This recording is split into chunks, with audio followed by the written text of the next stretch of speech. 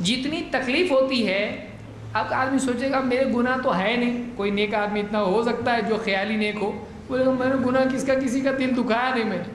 بہت سارے ہوتے ہیں میں سب کا اچھا کرتا سب میرا برا کرتے، میں بہت نیک ہوں اور نماز ایک ٹائم کی نہیں پڑھتا۔ وہ گناہ یہی سمجھتا ہے کہ سب کسی کو تکلیف دینا گناہ ہے، اللہ کے دین کو تکلیف دینا گناہ نہیں سمجھتا ہو۔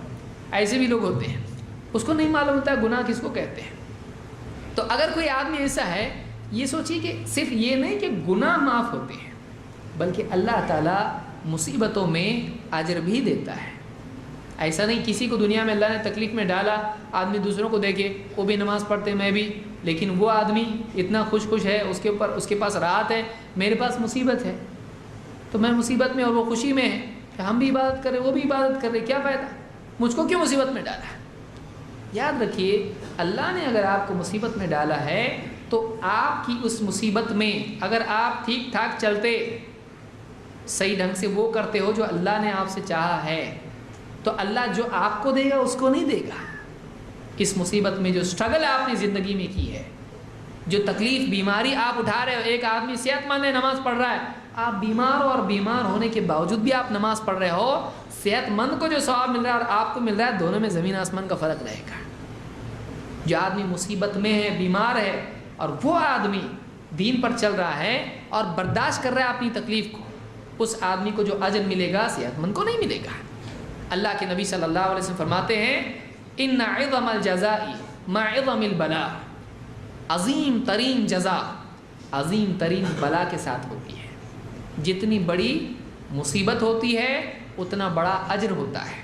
وَإِنَّ اللَّهَ، دیکھیے اب کیا ہے، إِنَّ اللَّهَ إِذَا أَحَبَّ قَوْمًا ابْتَلَاهُمْ، اللہ تعالیٰ جب کسی سے محبت کرتا ہے تو اس کو مصیبت میں ڈال دیتا ہے۔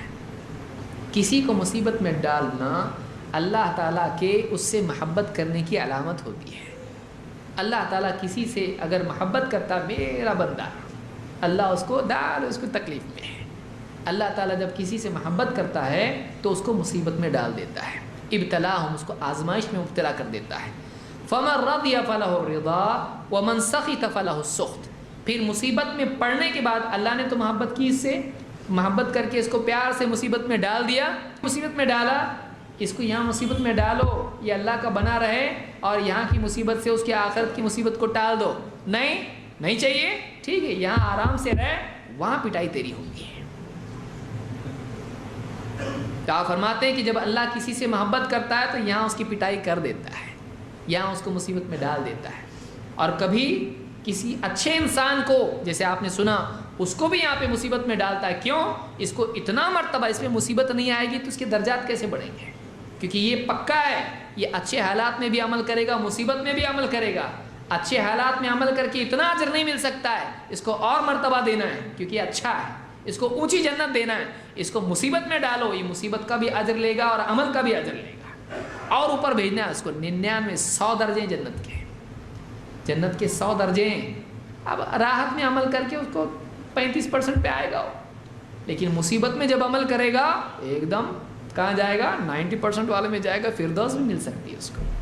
تو مصیبت میں اللہ اس کو ڈالتا ہے جب اس سے محبت کرتا ہے۔ پھر آپ فرماتے فَمَن رَضِيَ فَلَهُ الرِّضَا وَمَن سَخِطَ فَلَهُ السُّخْط، پھر مصیبت میں پڑنے کے بعد جو اللہ سے راضی رہتا ہے اللہ بھی اس سے راضی ہو جاتا ہے۔ مصیبت میں پڑنے کے بعد جو اللہ سے ناراض ہو جاتا ہے اللہ بھی اس سے ناراض ہو جاتا ہے۔ جو مصیبت میں اللہ سے ناراض ہوتا ہے اللہ بھی اس سے ناراض ہو جاتا ہے۔ اس کو امام ترمذی اور ابن ماجہ نے روایت کیا ہے۔